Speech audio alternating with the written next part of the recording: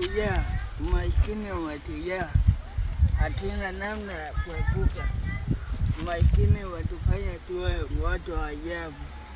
Kila tunapoishi, kila tunapotembea, watu wanatuona watu wasio na amani kwa sababu haya mazingira ambayo tunaishi. Kuna wakati tunakula vitu ambavyo havifai, lakini ni kwa neema tu ya Mungu tunaishi.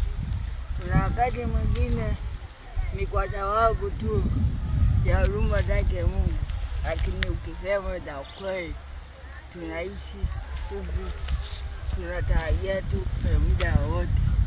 Kuna wakati mwingine tunajiona watu wakufa.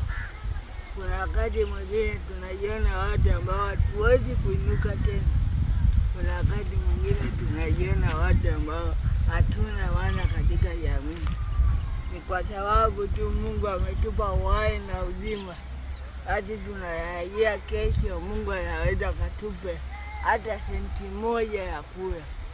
Mungu anaweza kutupa hata mkate mmoja ambao tutagawana na kula. Lakini mazingira hayashawishi sisi kuwa watu ambao tuna namna ambayo tunaweza kuwa watu ambao ni wa faida katika jamii. Hatujioni kwamba ni wa faida katika jamii. Mungu tu tusaidie. Lakini pale ambapo tunapokwenda, hatuoni kwamba sisi tuna faida katika jamii. Katika haya maisha ni Mungu.